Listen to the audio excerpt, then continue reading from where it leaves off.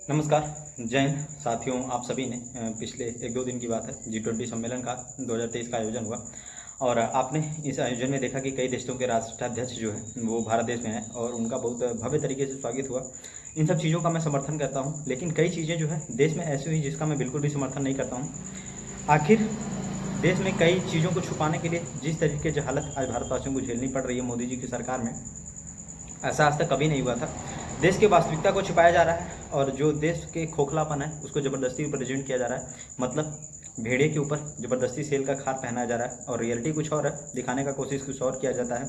आपको बता दें, ये बजट तो काफ़ी ज़्यादा ही महंगा होगा, जिसकी आप कल्पना भी नहीं कर सकते हैं कि भारतवासियों के पैसों को 2 दिन में अरबों रुपया बहाया गया, बिल्कुल बात बेतहाशा पानी की तरह। और सरकार जो है इस पर आप जब उनसे जवाब मांगेंगे RTI के जरिए, तो इस पर गोलमोल जवाब देगी। सबसे बड़ी चीज़ की मैं ये देखा कि दिल्ली की जो कुछ ऐसे मतलब गली वगैरह थी या झुग्गी वगैरह थी, उनको पूरी तरीके से ग्रीन कलर के पर्दे में जो है कवर्ड कर दिया गया था, उनको पूरी तरीके से ढक दिया गया था। लेकिन हमारे देश की सच्चाई क्या है, हमारे देश की रियलिटी क्या है, अपने देश के लोगों को ही उनको अलग तरीके से रिप्रेजेंट किया जा रहा है। हमारे देश की गलियों और झुग्गी झोपड़ियों को अलग किया जा रहा है। क्या अन्य देशों में इस तरह की स्थिति नहीं है?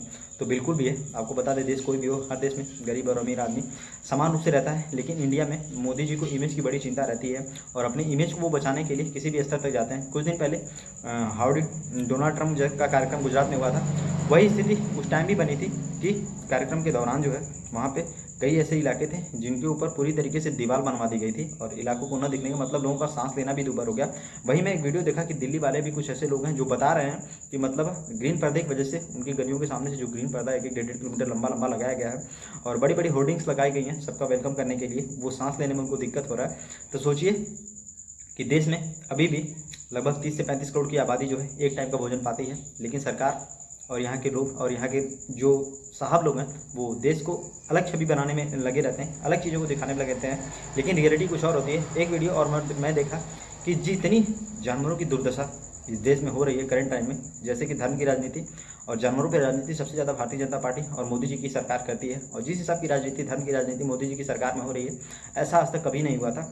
मैं देखा कि कुछ कुत्तों को जो है 2 दिन पहले से ही, 3 दिन पहले से, हफ्ते भर पहले से उनका हाथ पाँव और मुंह बांध के जगह जगह नालियों में फेंका गया है, जगह जगह गड्ढों में फेंका गया है।